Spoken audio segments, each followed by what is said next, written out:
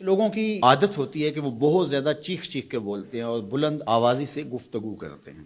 یہ عادت بچپن سے انسان کے اندر پیدا ہو جاتی ہے، پھر آہستہ آہستہ آہستہ آہستہ یہ زندگی کا حصہ بن جاتی ہے.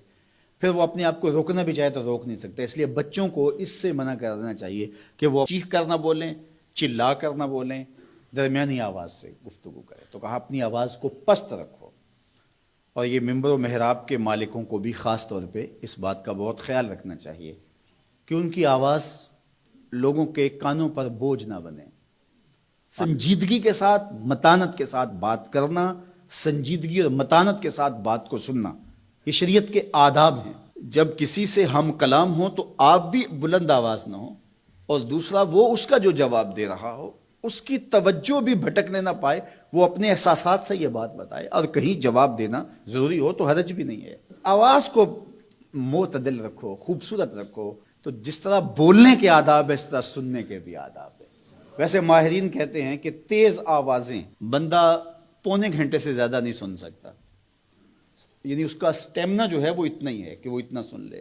برداشت کر لے اس کے بعد وہ تو الگ بات ہے، لیکن یہ ہے کہ وہ جو آسانی کے ساتھ سن سکتا ہے اتنا ہی سن سکتا ہے. تو اس لیے یہ جو لیکچر بھی ہوتے ہیں جو دنیا کی بڑی یونیورسٹی ہیں وہاں بھی انہوں نے لاکھوں روپے دے کر کے دنیا کے ماہرین بلائے ہوتے ہیں مختلف مضامین پر، لیکن پیریڈ کا دورانیہ یہ نہیں ہوتا وہ 3 گھنٹے کا لیکچر دے رہے ہوں. انسان کی جو ہے وہ ایک کیپیسٹی ہے، اس سے آگے نہیں وہ بڑھ سکتا.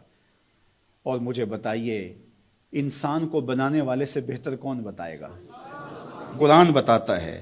کیا بتاتا ہے؟ وَغْضُضْ مِنْ صَوْتِكَ، اپنی آواز کو پست رکھو.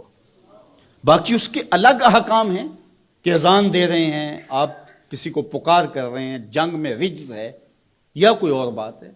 ابھی لائٹ چلی جاتی ہے اور دور تک لوگ بیٹھے ہیں تو مجھے لامحالہ طور پہ اونچا بولنا پڑے گا. میری آواز اونچی ہے تو میں کوشش کروں گا آخری شخص تک آواز پہنچے، وہ ایک الگ بات ہے. لیکن اب یہ آواز ایسے ہی سب تک پہنچ رہی ہے.